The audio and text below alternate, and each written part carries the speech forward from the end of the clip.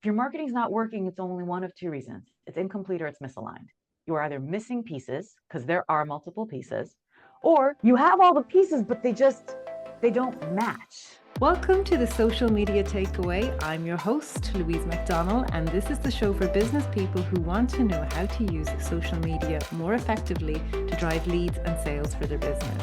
If you enjoy the show, please make sure you subscribe. And if you enjoy this episode, which I'm under no doubt that you will, please come and give us a 5-star review. So today I'm delighted to be joined by Estie Starr.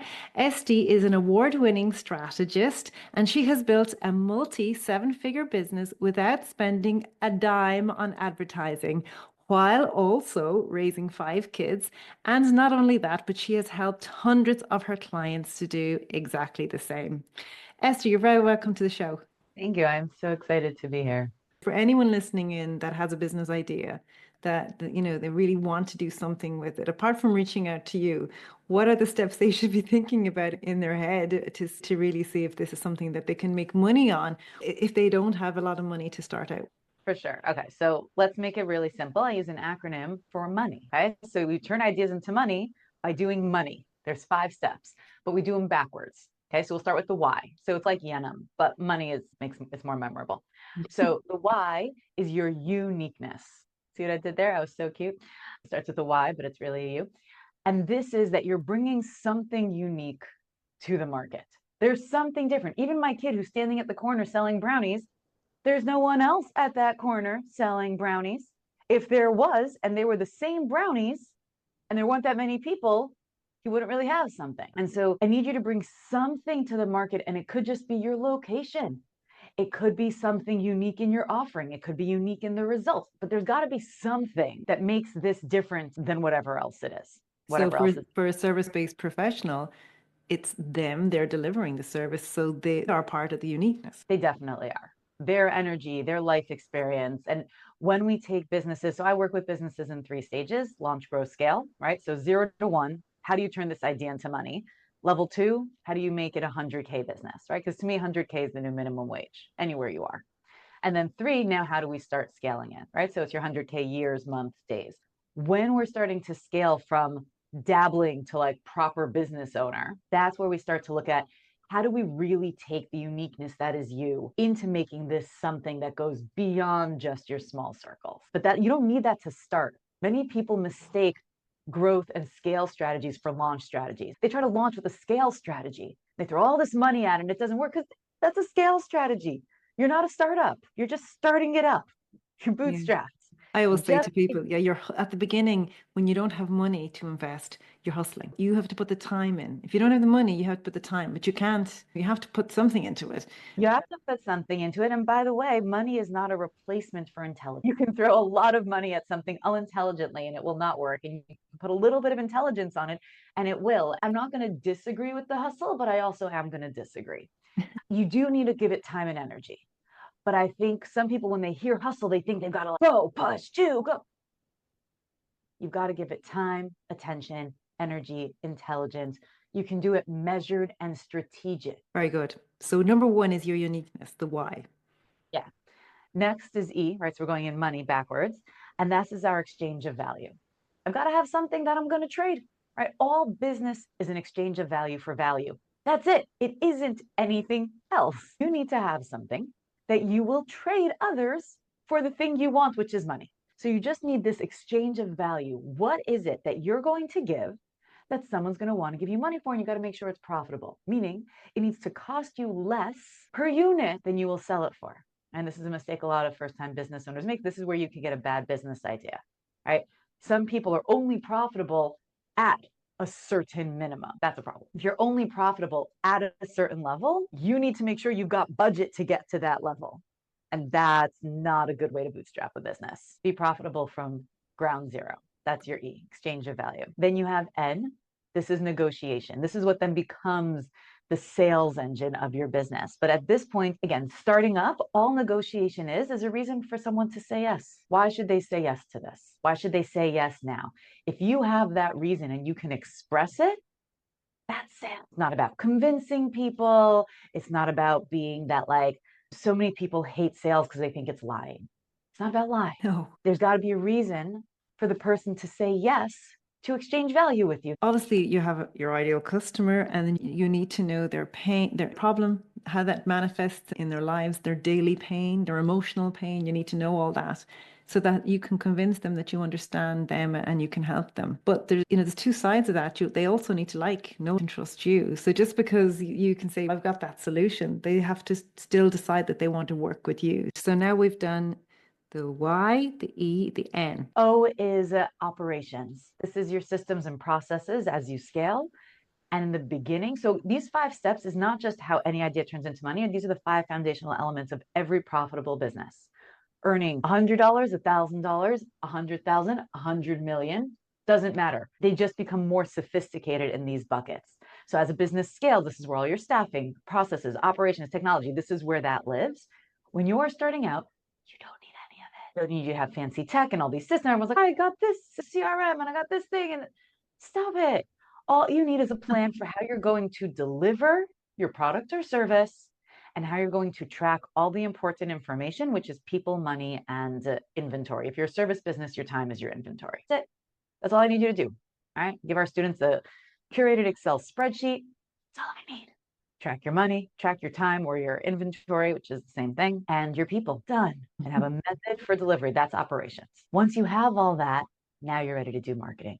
Most people try to do their money backwards. They only do the M, they do marketing. They never figure out the UNI.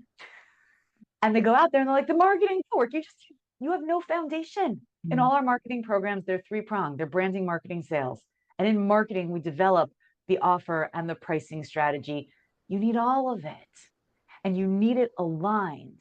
Right? So if you studied marketing in one place, but you studied pricing and packaging somewhere else, and you studied sales somewhere else, you've got this mush-mosh mess that doesn't work. If your marketing's not working, it's only one of 2 reasons. It's incomplete or it's misaligned.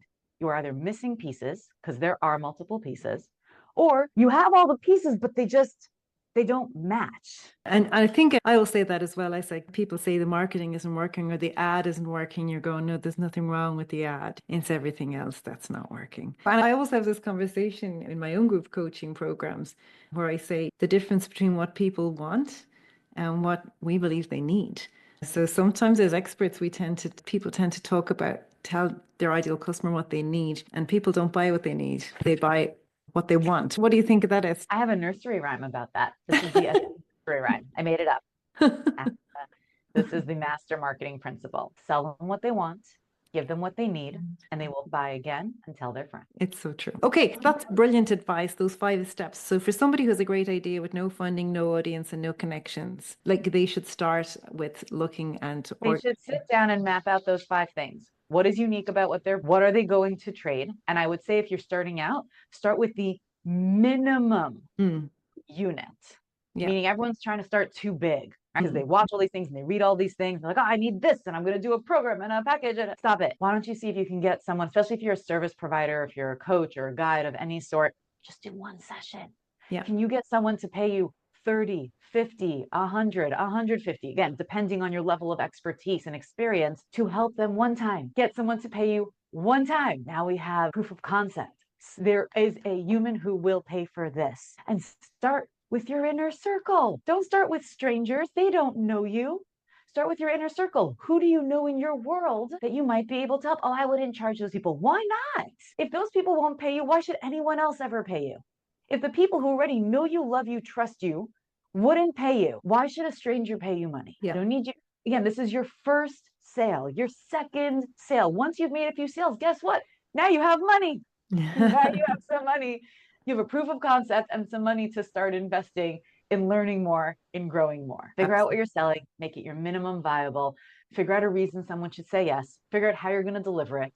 All right, so am I going to do this session in person? How am I going to collect their money? Is it cash only? Just figure out the details, because when someone says, well, how will this work?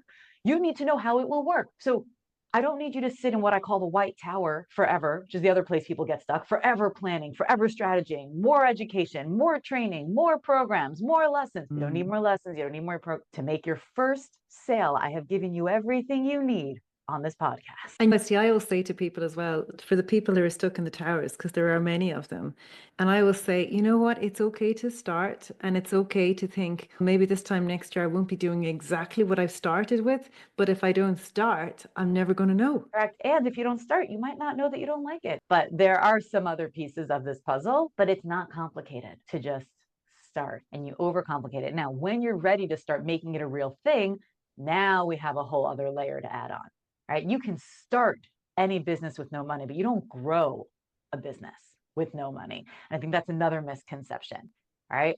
Okay, I can start. I've had so many people come to my trainings and they want to learn how to grow their business with no money. That's not how we grow a business. When you already have something operational and it's earning money, we take a percentage of that and invest in growth. You don't need to pull that money out of nowhere. It's coming out of the business. And you don't need to take all of it, right? I've seen, again, some of my students, we get them, they're going, they're earning, and then they take all of their earnings and they try to invest it in new growth. Also not that, right? So neither end of the spectrum, neither all of your money and neither none of your money, a percentage of your money in growth. But yeah, there's definitely so much out there of like point, click, website, and it's just not, it's not true. What's so interesting is that there was a moment in time, there was this like, in every trend, right? People sold Beanie Babies for thousands of dollars in the 90s for 3 days, right? In every trend, there's a moment in time where tons of people can jump in, win big before the whole thing collapses. So was there a moment in time that people could just get online and it was easy and they earned big money? Yes. Is that moment still here? No. It's very long. It wasn't a very long time. It was like, no one really knows about this. No one really knows about this. Couple people are doing it. Couple people are killing it. Oh my God, everyone can do it. This is amazing. We're earning so much money. I'm driving Uber. That is what that looked like. And I have lost count of the amount of Uber drivers I have struck up conversations with that had online businesses that are no longer working. Listen, So listen, people that are listening in, listen to this advice because it is so true. Doesn't mean you can't make it work. It means that moment in time of, I just put this out there and it works, that's gone. Businesses have always been around. There are foundational principles that make a business work. Otherwise, how could you have people who have success after success? If there wasn't a science to it, it wouldn't be replicable. So there is a science to it and there is an art. The art is that uniqueness, that unique calling. For my belief is that business is one of the ultimate forms of self-expression. Because in this reality we live in, unless you were born with a trust fund, you need money. And so if you have something, a gift you want to share with the world, not only are you likely to need money to live and be able to carve out the time to share that gift with the world, whether it's product or service, but also people don't value things that they don't pay for, right? When they don't pay attention. And there is a space, obviously, for nonprofit and for charity and for gifting those less fortunate. That's a different model. That's a business also, right? Because you're still marketing to the donors and the funders. And if you want to build a self-sustaining nonprofit, there's a certain amount of input that you need from the people you serve as well. And you need buy-in from the middle tier. All of these have scientific structures. It is something that you can learn. It is a skill. People go through training programs, whether it's how to build an online business or how to become a chiropractor or how to become a coach or how to become a construction worker. Like, it doesn't matter. They learn a thing, doesn't have to start with C. And then they're like, all right, now here's a 30-minute class on marketing and business development. And they're like, cool, I'm ready. Not. You spent 6 months to 16 years honing your craft. Yeah. Start learning how you build a business. But I took a training on online business. No, you took a training on online business opportunities. You took a training on things that you can sell online. No one taught you what marketing strategy looks like. No, I know, because all of you become my students. It takes you 6 months, takes you 6 years, you come back and you're like, I figured it out. I don't actually know what I'm doing. I'm ready now. Thank you. You can also start here and not waste your time and money. I know. Or people say, I've invested so much money in upskilling myself and I've no money left for marketing. And you're like, where are you going to find your customers? I put all this money into systems and programs and ads, and now what? Now, how about you learn how it really works? Exactly. Okay. We live and we learn. Estie, you have a gift for, and I'm sure anyone tuning in is going to want to get their hands on this gift. Tell us, how can people get their hands on this gift? Okay, so I have a 3-day marketing success challenge you can have it for free, probably. If you go to estiestarr.com/free gift, so ESTIESTARR.com/free gift. At the moment, there's a 3-day marketing success challenge there. It is a paid program, but we leave it free sometimes. So if you go to the free gift link and it's not there, there's something else cool. But depending when you hear this recording, there will be a free 3-day marketing success challenge, and it will take you through a lot of the stuff I've talked about today and a whole bunch of stuff that I did not talk about, like how to craft a sales pitch that is not salesy, that feels good and genuine, but also persuades and convinces from that authentic place. Or what are the different kinds of marketing help available out there, and how do you choose, and how do you know which things you need, and all of that good stuff. Excellent. Estiestarr.com/free gift. Fantastic. Just say that again. Estiestarr.com/free gift. Fantastic. And if people want to spell connect, my name right, that's all. And what about on social media? Do you hang out there? Where can people find you? I do sometimes. I'm at Estie Starr on LinkedIn, on Facebook, on Instagram, on X, I guess we call it now. Like it was Twitter. I don't really hang out on Facebook or Twitter much. So you can find me and you can see my face.